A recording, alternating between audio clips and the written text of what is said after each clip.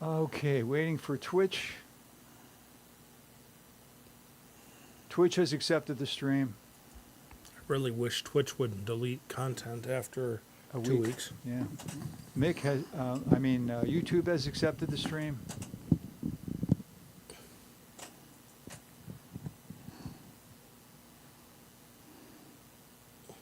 Facebook has accepted the stream. Do you want me to send you the link?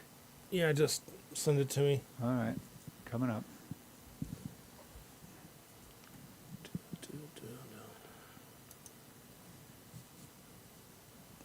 Mr. Walker, do you want me to send you the stream so you can put it on your Facebook page? Doesn't that automatically put it on the Facebook page when you? I wish it would, but it doesn't. Interesting. Okay, I got it copied. I'll send it to both of you. Okay, that's taken care of. And, okay, Mick, you've got it. I'll send it to Yeah, I James just heard it in go case he ding. wants it.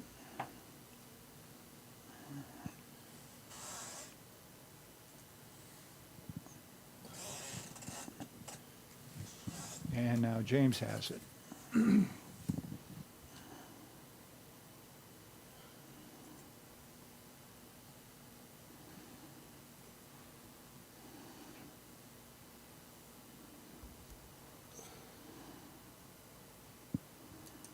So, we ready to go on the air? I'm waiting for you to tell me you're ready. Yeah, I'm good to go. Okay, cool. So, let me start the timer.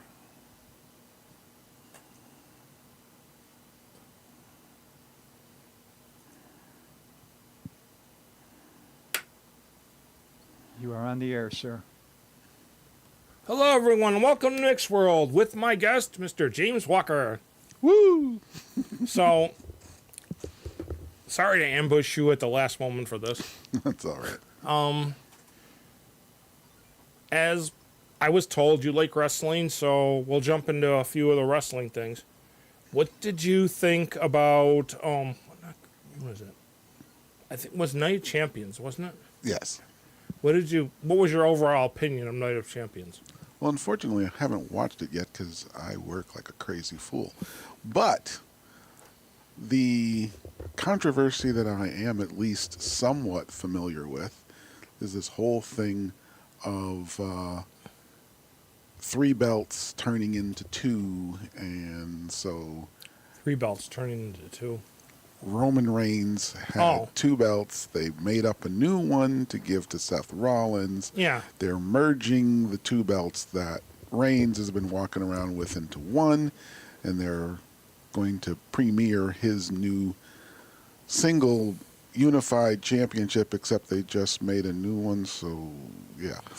Well, he's the Universal Champion. Is what it's Right. supposed He's to the be. Universal and World Wrestling Federation champion. Yeah, And now, but the problem is that they took the World Wrestling Federation Championship away from him and created a new belt that's specifically for Raw, which is the world's champion. right. And he's going to keep the Universal Championship, but they're going to eliminate the World Championship belt. Well, the funny thing is, it's only men that would argue about this stuff. People are saying that they're basically trashing the lineage because what was merged together into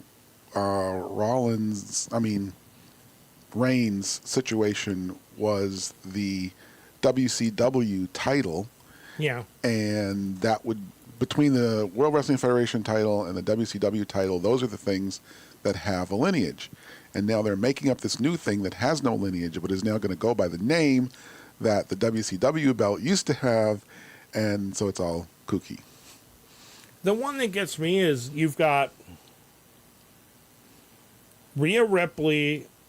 Wait, I'm trying to get my brain right. Rhea Ripley is the women's champion for SmackDown, and Asuka is the women's champion for Raw. But I could have swore that Bianca Belair was supposed to have gone to SmackDown and Ripley was supposed to go to Raw. So When's the belt? When are they going to interchange the belts? And this is the thing that's the problem with what World Wrestling Federation, entertainment, has been doing over the past 20 years, totally trashing any credibility that they ever had, because it's just what we want to do this week. Well, see, here's the whole thing, which would have been nice if it would have maintained what was going on. With McMahon out of the picture, Triple H made changes. Honestly made good changes. I agree. But McMahon weaseled his way back in, and he's tearing up these changes. Mm-hmm. And it's like, just recently, I don't know if you follow NXT. Not since the 2.0. NXT had Braun Breaker as their heavyweight champion, which he lost to Carmelo Hayes. They had, and then Carmelo Hayes, I think it was Carmelo Hayes versus Braun Breaker again for the title at the last NXT pay-per-view. And they dropped Baron Corbin and Mustafa Ali down to NXT. And Corbin jumped Hayes at the end of his championship match and beat the hell out of him. So, in other words, what you're telling me is you're dropping a guy who has a losing streak, shoving him back to where he originally began at, and making him a powerhouse. And Mustafa Ali technically started at NXT and went back to NXT after he came up and almost beat the living crap out of Gunther. He almost won that match, honestly. And then you've got all these people they've called up. They called up a bunch of the NXT stars. They called them up, Mm-hmm. and then they sent two back, and they haven't dropped anybody else down there. I've been following. I don't get to watch it, but I've been catching little tidbits of AEW. AEW is actually, in my opinion, doing a lot better than WWE. They have their storylines. Everybody has their storylines. AEW is running their storylines more consistently than WWE is running their storylines. Like, supposedly, Booker T is working NXT now because that's where they want him at. Because that makes sense. And well, technically, in a way, it does. Because Booker T, in my opinion, he's a good commentator. And the guy they had on commentary before Booker T took over was Wade Barrett. And technically, I'm sorry I have to say this, but I really hate the commentator who always acts like an idiot and an ass. The only guy who ever got away with it really good was Lawler. Let's be honest. It was Jerry Lawler. He could play the ass. He could play the good guy. And he could swing, because he always did. He always swang both ways, no matter what. If it was a bad guy that he was trying to put over, he would do it. But if it was a good guy that needed to put over, he would do it. Michael Cole needs to go, and JR needs to come back. But I liked the really old days when you had at least two commentators, and basically you had your heel commentator and your good guy commentator, and the heel commentator would give his comments slanted towards the bad guy, even to the point where maybe you'd have like what Jesse Ventura would do, where he would, there was this really great thing that happened in a match. The heel was choking the other guy, and the referee is doing the, you gotta, stop that. I'm going to count to 5 and I'm going to disqualify you. And he would break the choke on 4 and then go back to choking the guy right away. And the good guy commentator is like, "Oh, this is disgusting. Look at this horrible display of sportsmanship." And Ventura says, "What are you talking about? He's following the rules." He says, "What do you mean he's following the rules? He's choking the guy in the middle of the ring." He says, "Yeah, but he's breaking on 4. Everything is legal until the count of 5. He's following the rules." Yeah, that was always, it's like, works for me. But that was a totally hilarious and true thing to say.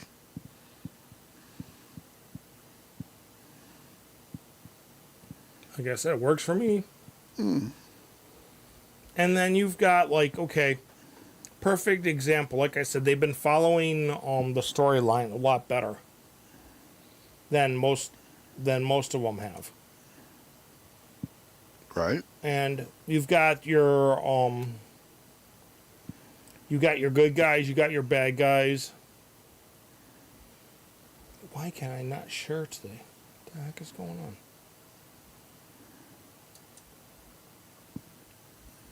I hate this. I'm having a hard time getting this to do what I wanted to do today. My thing with AEW is there are too many shows, too many hours, too many different things because, okay, you've got the AEW and you've got the Ring of Honor, and what's the other thing that they bought? They didn't buy it, but they're running they're doing the open door policy with Impact. Yes, right. Which, speaking of Impact, we have one of our female wrestlers who wrestled for us at Nickel City Wrestling made it to Impact. She was wrestling there. She's coming back this weekend on June 25th as one of the people for our show. Why am I having such a hard time finding this person?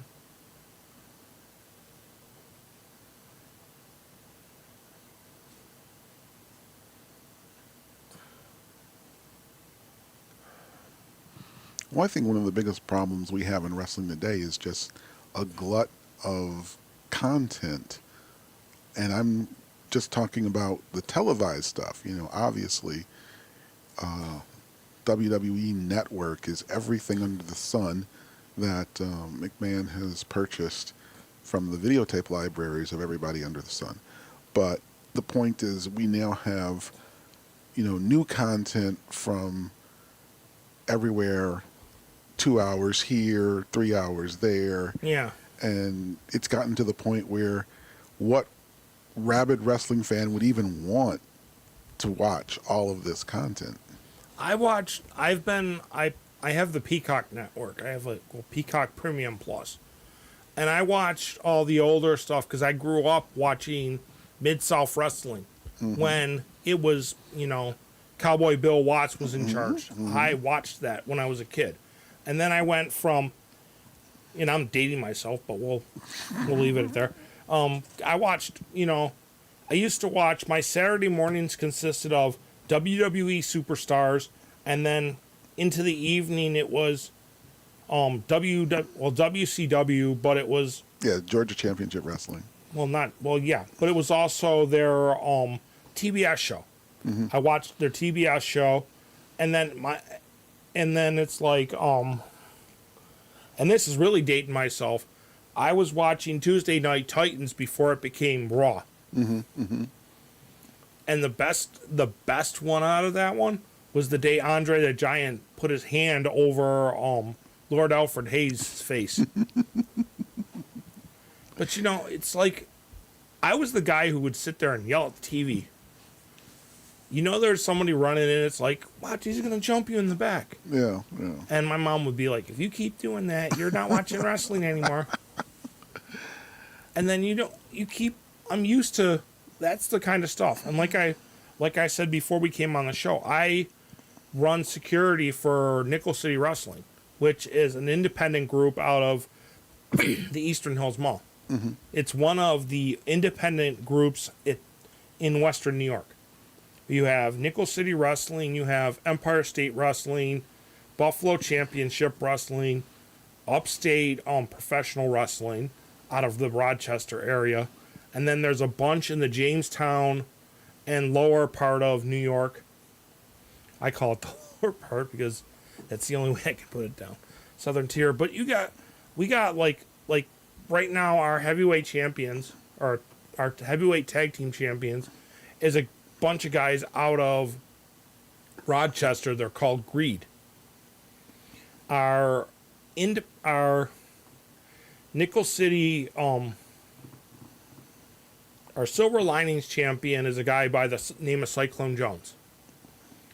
Our compound champion is a guy by the name of Kodiak. And our heavyweight champion is a guy out of Rochester by the name of Chris Caden. And we built Nickel City off of, and I'm not going to say, not trying to sound like an ass when I say this, but we built this off of OSPW. When OSPW, the people that were running OSPW said, we're done, we want to hang it up, we built Nickel City from there. We've been going strong, pulling audiences left, right, and center for a long time. We started out at doing show. They did a OSPW versus Nickel City Wrestling at the last OSPW show, and then we started doing shows like everywhere. We ended up doing a lot at the Polish Cadets up on Grant Street. We did shows there for years until COVID hit. Then we still did shows there after COVID hit. When we were allowed to go back. And then we moved from there. We've done shows in Batavia. We've done shows in what's it called? Cornhole building. We did a show there. We did shows like in an old church and things like that. So now we've built the complex or the compound. And they're doing shows out of the old Dipson Theater in Eastern Hills Mall. We did a lot of shows in the Eastern Hills Mall, which is sweet because we take over. You know where WBBZ is, right? Right. We take over that section of the mall. Mm-hmm. We don't start wrestling until after 5:00, so the mall's closed. It's really not. You get 3 hours of wrestling, half-hour intermission, and there's none of this WWE crap where people are yakking for half of the show. Yeah. Talk for 20 minutes and wrestle for 5. We put the guys on. They beat the crap out of each other, and then the next match starts, and they beat the crap out of each other, and they go on like that until intermission, and then we continue on after intermission with the last ones. I'll tell you a story, and it's kind of funny because the last Nickel City show, we had special needs people come to the show. And I was watching over them, making sure nobody messed with them. The one guy in that group would sit there, and every time one of our wrestlers came out, good, bad, or whatever, he'd be sitting there going, go home, go home, go home. And it was fun because, I like seeing people enjoy it. And then you get the things where other people, I've watched lots of I've been to different wrestling shows. I've been to Raw. I've been to, downtown when Raw had their little things. I've had floor seats. I've had the 100s. I've even been up in the bloody nosebleeds, which I'm not happy about. But, you're working. You see these guys. I give a lot to these guys. The independent guys, the pro guys. I give a lot to them because they bust their butts for you. Every show, they're busting their butts. Like, for example, a couple of our guys, they're called the Arcade Heroes. Both of them right now are down with knee issues because they got injured doing stuff. Mm-hmm. One of them got injured during a match. Another one got injured during matches he was doing outside of our group. Mm-hmm. But, it's just you see, the injuries are real. They're not like, oh, we're gonna put this guy on injured reserve because he's got to go film a movie. He's got to go, he needs a break to be with his family. No, these guys are really getting hurt. I watched a guy get taken to the back at an ESW show because his head hit the security rails and he got cut. Mm-hmm. There was a guy, a wrestler. He's actually he was a trainer at the gym, at the Fitness 19 gym, that's over in North Tonawanda. That he went to go do a moonsault off the ropes and split his head wide open. And got injured and he cracked his skull. But it's a lot of work goes into this. I've watched these guys train. I'm lucky enough I can go to the compound. If I want to go to the Nickel City compound, I can go there and I can watch these guys train. Shadow Cat's been trying to get me to come train there, but I had total knee replacement and I'm waiting for the doctor to say, yeah, you can go play now. But I've yacked and yacked and yacked. So what topic would you like to cover? I thought we were having a banter about things. Well, just on this particular thing before we pivot to something else, what is your take on how they tried to pay homage to the different belts with the new world title? The different belts, you mean the different the different elements that they put into the new gold belt, like the McMahon family crest, mm-hmm. the bird, mm-hmm. the bird the lions. of yeah. It was actually I liked the way the belt was designed. That's all I can really say about that, because the belt, to me, I don't think the McMahon family crest should have been on the belt. But I do think that we're going to see a lot of changes coming up now that WWE is owned by an MMA group. Mm-hmm. And one of the changes I would love to see is them get rid of Vince. Mm-hmm. Take Vince out of the whole program. Because technically, if you look at it, you've got Triple H is still running things, but Vince is also shoving his nose in. Mm-hmm. The guy who runs, and you've got Shawn Michaels, who I think is doing a really good job with NXT. He's running NXT. Well, yeah, under Triple H, but he's running NXT. There's no more of this BS. We're gonna make you a commissioner. We're gonna make you a commissioner. Which I really can't say much, because William Regal, before he left WWE, was a really good commissioner for NXT. I'm going to leave it at that, because he was. Mm-hmm. And, now that Shawn Michaels has came in and he's technically running NXT, things have happened that in that show that I wouldn't expect to happen. Mm-hmm. Like, for example, you got The Rock's daughter linked up with a group in NXT. You've got people, like I said, Baron Corbin, Mustafa Ali. Mm-hmm. These people are bouncing back to where they began at.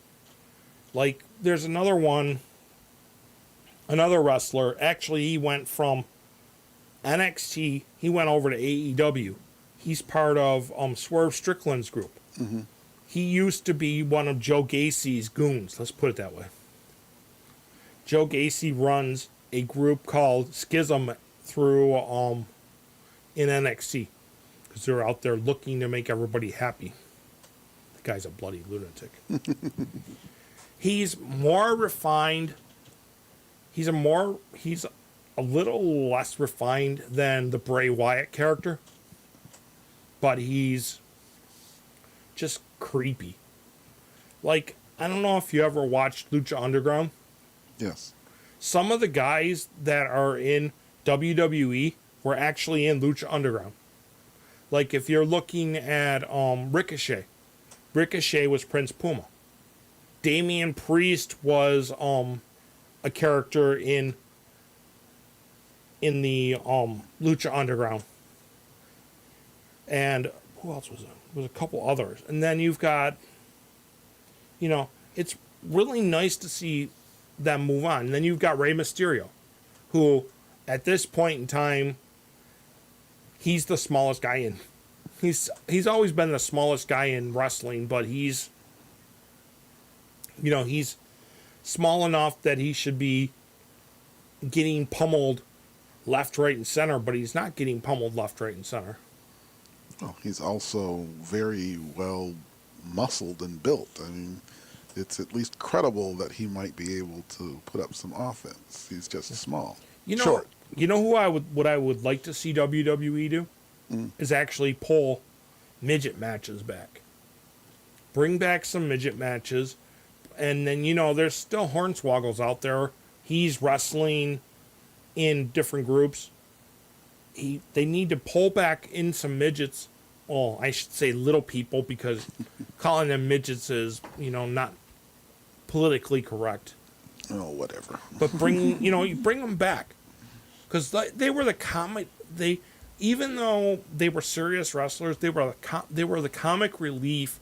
If you threw one match in, like say WrestleMania, or any of these pay-per-views with them, they were the comic relief for the show, because they always made it interesting. I've watched old Raws. I sat back, I started watching Raw. I watched the old Raws from the beginning and on up. And it's like you had Doink, and then you had Dink, and then you had Lawler with his goons. But it was always, if you had them in the ring, they were fun. Like, perfect example, there was a match where it was Hornswoggle versus El Torito, when the Matador guys were in wrestling.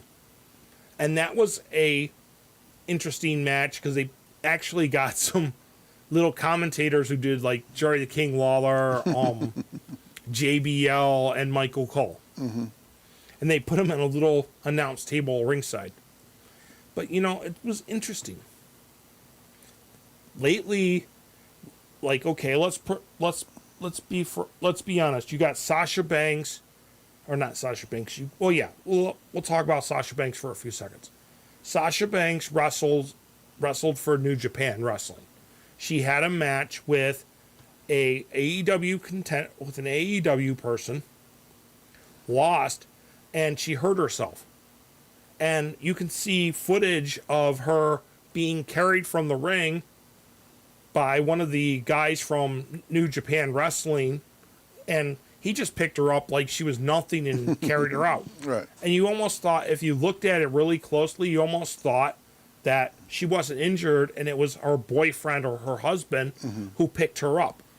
And then there's been rumors that Naomi, who's in Impact now, that Sasha Banks has made appearances at the shows to support Naomi. And one of the rumors was that she brought glow sticks for the fans for when Naomi comes out and does her glow thing, which I think honestly was one of the best entrances in WWE. But it's kind of funny, because if you're looking at it, you never expected Naomi to be married to an Uso. And you never expected what the people that you see, the couples that you see, you never expect them to be together. It's like, for example, you've got Seth Rollins and Becky Lynch. You've got Naomi and one of the Usos. You don't expect them to be, a couple. But I guess being on the road all the time and being in the same arena, things happen. Oh, don't forget riding up and down the road. Well, yeah. But it's always interesting, because they used to have that It used to be on WWE Network. I don't know what they did with the show, or I can't remember the name of the show, but it would show wrestlers riding together. Like, for example, you had Natalia and 2 other female wrestlers riding together, or you had the New Day riding together, or you had, like, Seth Rollins and Roman Reigns and Dean Ambrose riding together, and it was always interesting to listen to the conversations and stuff like that. We need to get that kind of stuff back. I just had a buddy of mine who works for the Tops by me say that he'd pay me gas to go to the WWE Hall of Fame that they're trying to build. I don't know if you have A&E. No. Well, I know what it is, but yeah. Well, A&E's been running a special because WWE's going out and they're trying to find memorabilia from like Goldberg, Undertaker, and people like that to build a museum, right. which would be cool. I'd love to go see that. I would love to go see I would love to be able to get tickets for WrestleMania. That's one of the things on my bucket list is go see WrestleMania. I've had opportunities if I wanted to. If I had the cash, I would have done it, but I haven't had the cash. Another one of the things that would be really nice is like I said, I'm involved in independent wrestling, so I've had a chance to meet people like Sandman, Tatanka, Jimmy Hart, Al Snow. I got to shake the hand of Kevin Nash and have a conversation with Goldust. I've met Jake the Snake Roberts. Funny story about that. I was going to Flower City Comic Con and staying in the the Hyatt Regency in Rochester, because the con was over in the convention center attached to it. And I'm in the elevator, and Jake the Snake gets on the elevator. And I'm in there with 3 other guys, and I'm trying to keep my mouth shut because I knew who it was. And once he got off the elevator, I looked at the guys, and I go, "You know who that was?" And they're like, "No." I'm going, "That's Jake the Snake Roberts." But I actually got to see him in Elmira because I went to a con with a couple of my zombie friends.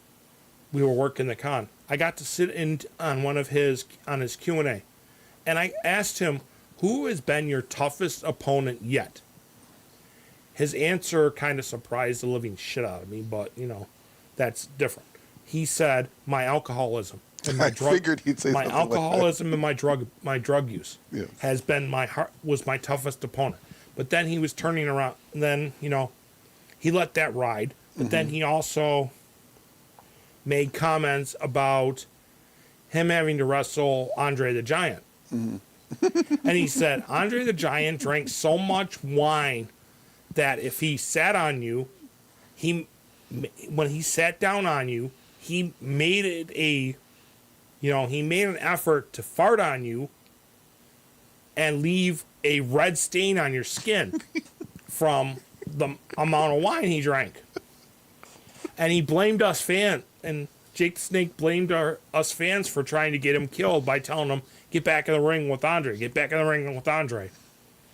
But, like I said before we came on, I got a chance to see Earl Hebner and Jim the Anvil Neidhart. And this is when Neidhart his mind was slowly slipping. Because I'll be honest, they said if somebody doesn't pick him up from his room and take him to the spot, he would get lost. Mm-hmm. Or pick him up from his room, take him to the bar or something, he would get lost. And I understood that. But he could recall facts like left, right, and center, so he wasn't that far gone yet. Mm-hmm. And, I got the chance to enjoy, I've gotten the chance to enjoy meeting these wrestlers. Mm-hmm. I've shot pictures of the fans in the ring with Sandman, Tatanka, Jimmy Hart, Al Snow. I've shot pictures of with the Pope D'Angelo, whatever his name is, this When he- week. Yeah, I don't remember what he calls himself. And I got a chance to shoot pictures of Ernest the Cat Miller. They were in Batavia one year. I got to shoot pictures with Shaw Guerrero. I've been up close and personal with Kevin Sullivan and his and the guy he brought with him. I was sitting next to the Nasty Boys. So, you know, it's like I love my job. I love being able to interact with these guys, but my favorite is to sit there with the wrestlers and enjoy the show and know that when I come into wherever we're having our show, they're going to say, "Hi, Mick, how you doing?" They're going to shake my hand. They're going to go, "How are you doing?" And it's like when I had my stroke. I had my stroke in November, and if it wasn't for Shadowcat, which is one of the guys from Nickel City, bringing me here to do a show in December, I think it was, because he literally picked me up and we came here and did a show. And I would have just kept going. And then when I went to the show in Batavia, because my friend took me down there with her, everybody was like, "Can we get you anything to drink? All the wrestlers like, we're coming over," and they're going, "Well, we're glad you're here. We're glad you're still with us," and everything. Which made it interesting for me. I got to meet Coco Beware. He was standing right next to me, or sitting right next to me. My friend got me a signed card from him, which was awesome.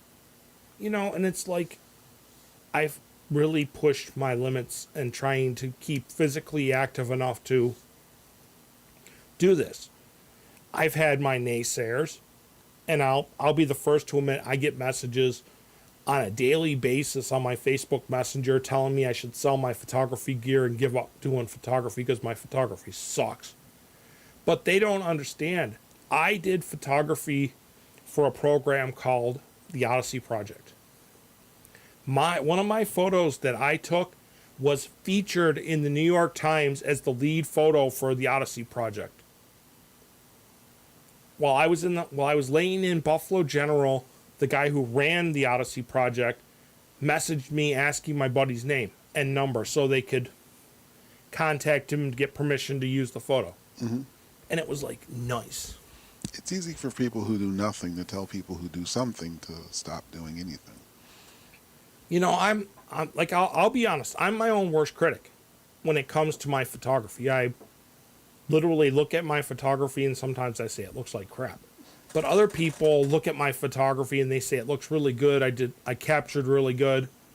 So a lot of self-doubt, a lot of everything, you know, it's like building a business, but I started on the ground floor with no photography skills at all. And it's just progressively gotten better. And honestly, I've got more cameras than I know what to do with.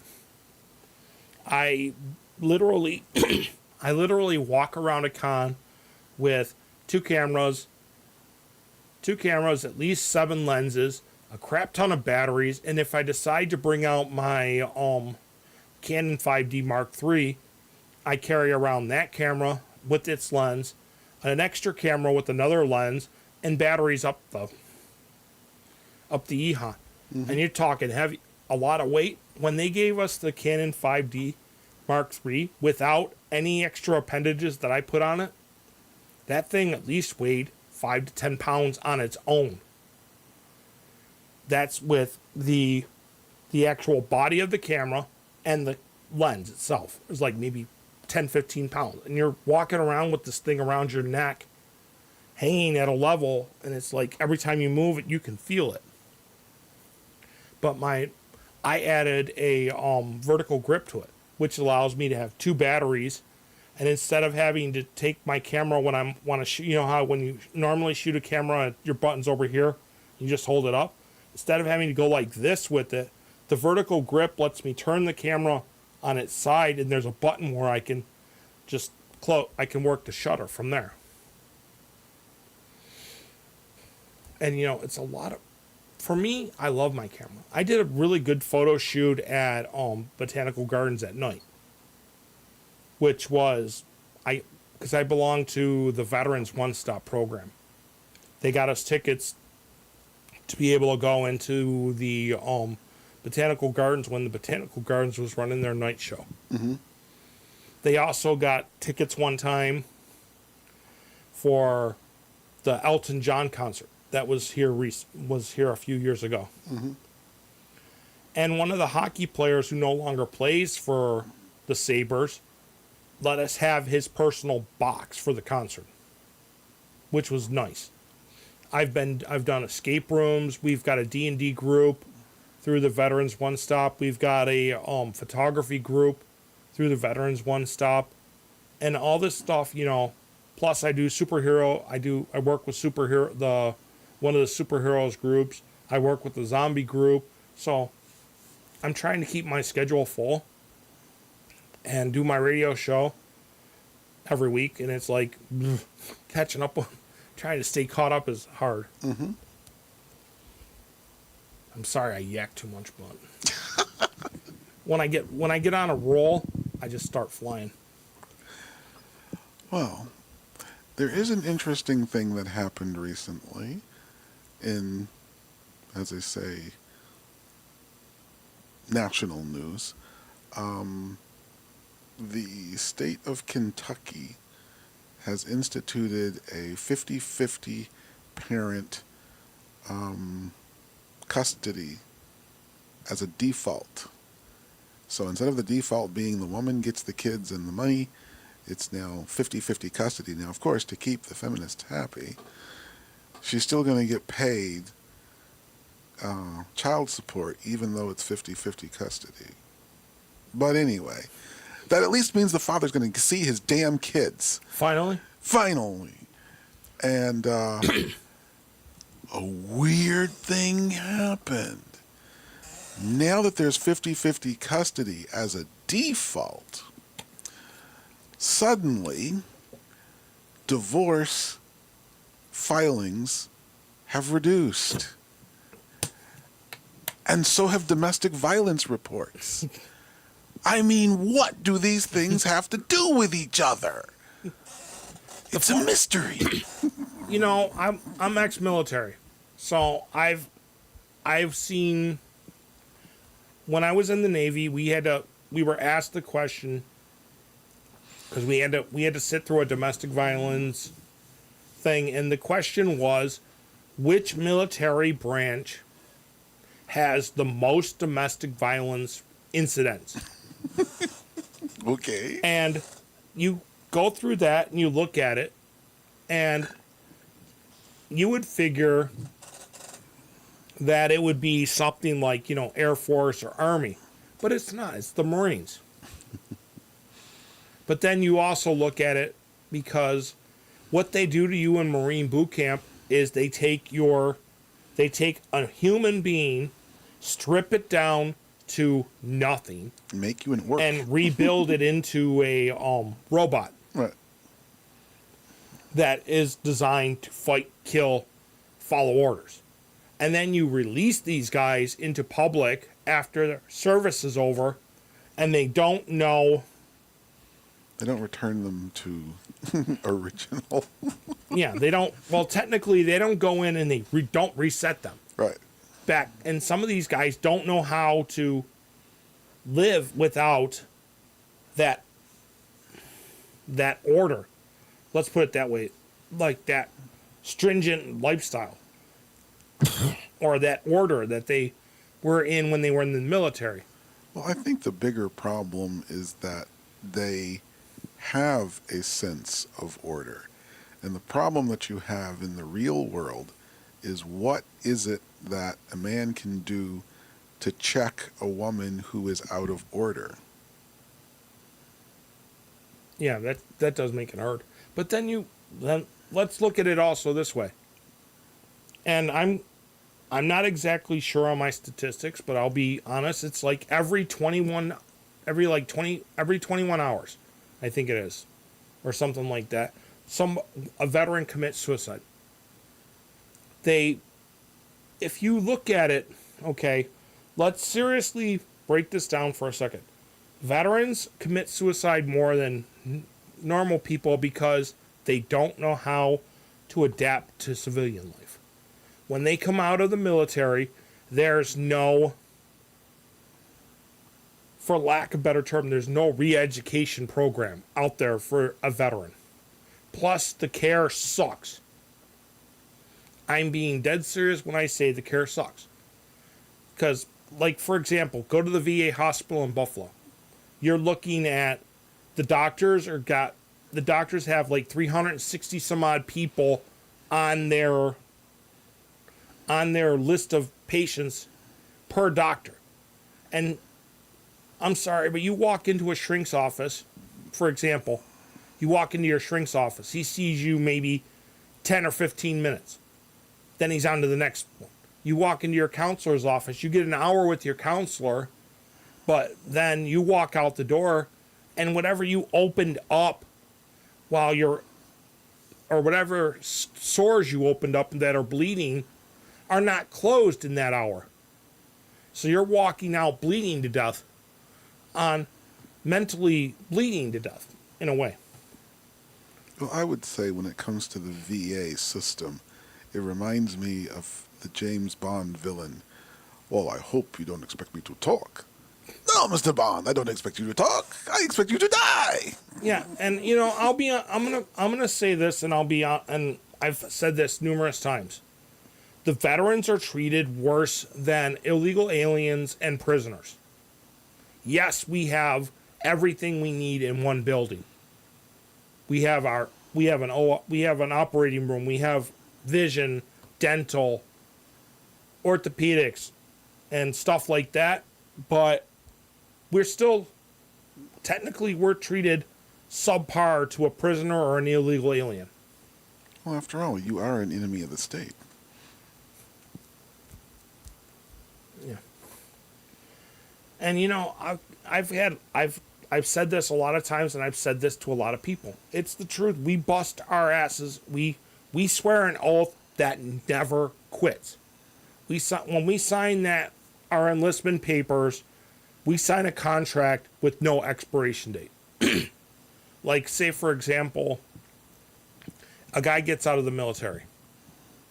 He gets out of the military, but if something happens, they can be recalled to their rank or whatever they were if needed. And all these people, and then you've got these older veterans who are ending up with nothing. They get, yes, you get a VA check, but you're still ending up with nothing. In the long run, inflation and everything is going to kill you to find a house to be able to survive. Like, perfect example, a friend of mine who I didn't know he was having problems, but his brother told me he put a bullet in his head. And because he had nobody to support him when he got out of the military. The kid was already mentally screwed as it was beforehand. When I was growing up with him, he was mentally screwed.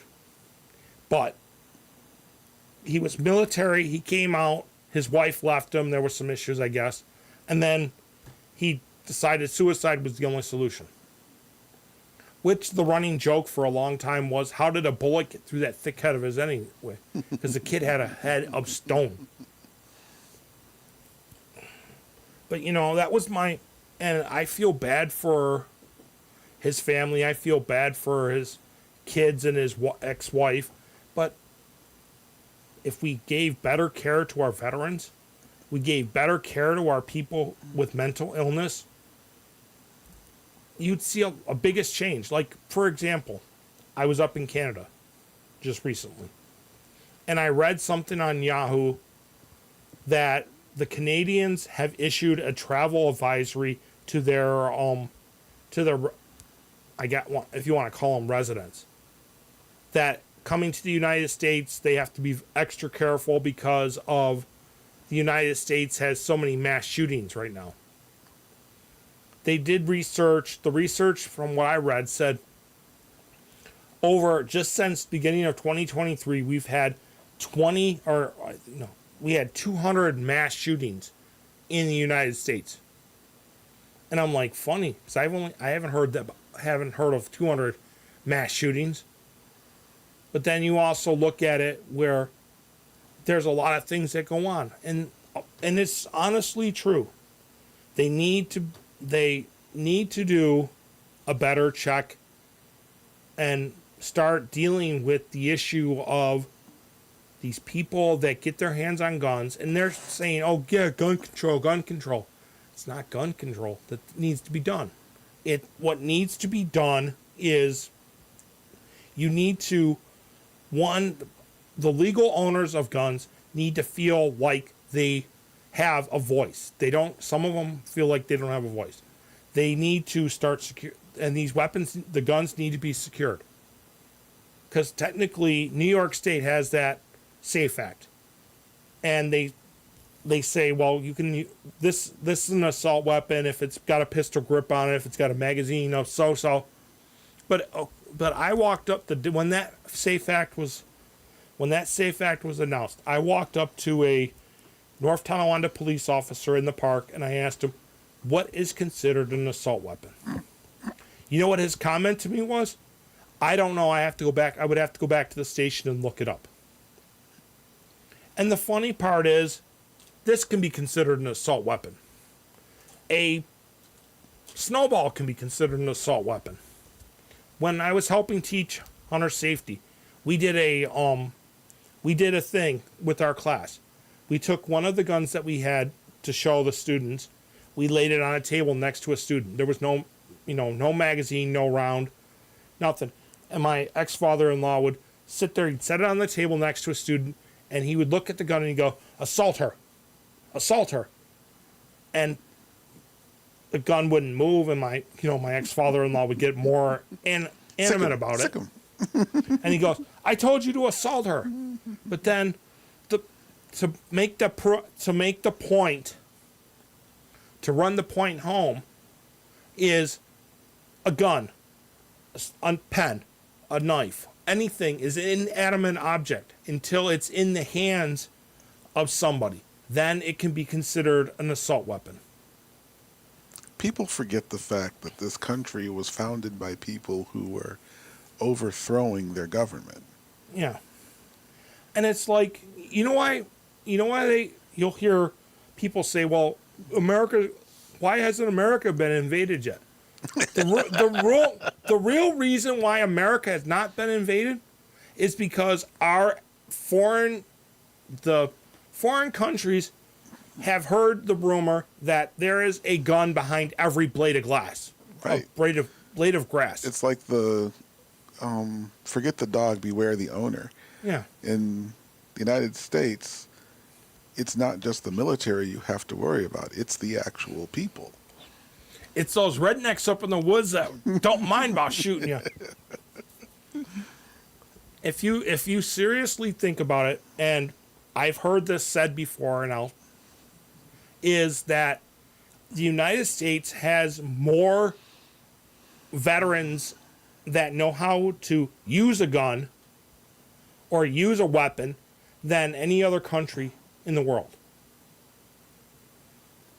I remember something that happened when I was in Texas in, I believe, either 2005 or 2006. The city of Houston is so huge that just like going down one particular street, like the equivalent of Genesee Street in Houston, you can drive like 30 miles in one, direction. You're not at the end of the street.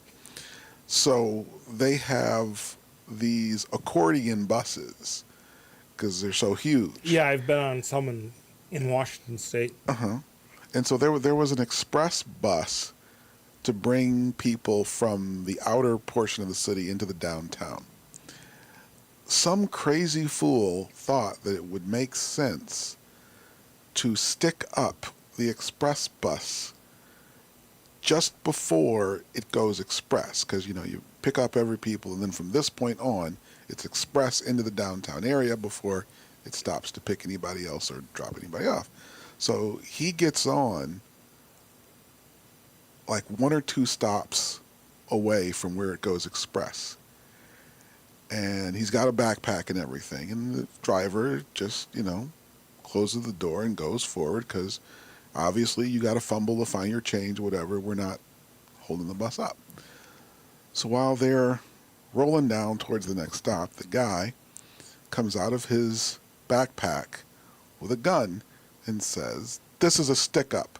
Everybody pass up your wallet and your valuables to the person in front of you, and, the person here up front, put it in my bag." And everybody's going like, "This is a joke, right?" And he's like, "This gun is loaded. I'm not kidding here." And of course, it's Texas.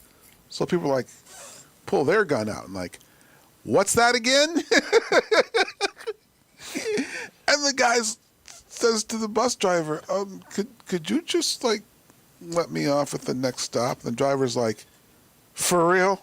He says, "Y'all got me covered back there?" And everybody's like, "Oh yeah, we got him covered." And he calls dispatch and tells the police. This is the funniest part of this story. He tells dispatch to tell the police to meet him at the first stop of the end of the express line. So he made this guy stand at the front of the bus while everybody in the bus is holding a gun on him until they got to the first let off that they would normally start letting people off to go to work. And the cops pull the guy off the bus and everybody got to work on time. That's the funniest part of this story. The bus wasn't late. You know what? I know it was tragic. I'll be honest. I know it was tragic. But what I don't understand was we had that shooting at Tops. What I don't understand is the security guard at that Tops was a retired Buffalo police officer. Now, I'm sorry, I've been trained by, I haven't been police trained how to use a gun.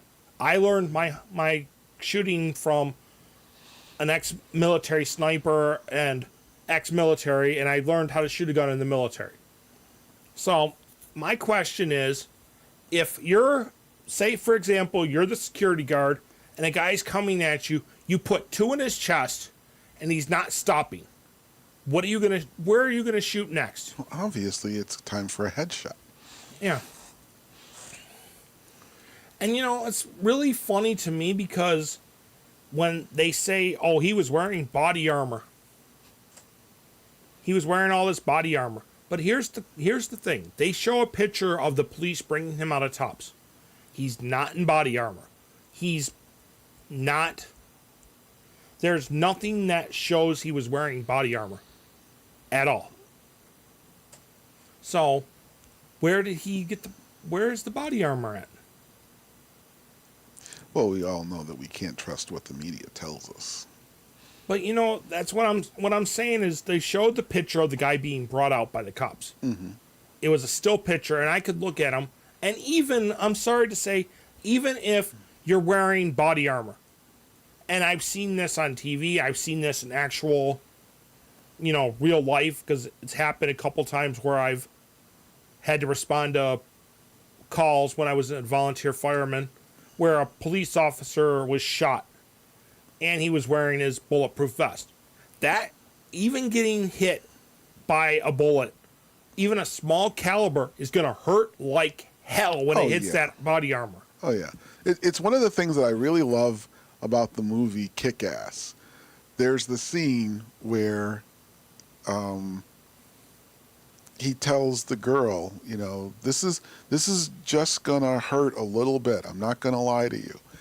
And he shoots her. She's got the bulletproof vest on. And, of course, the force of the bullet knocks her off her feet.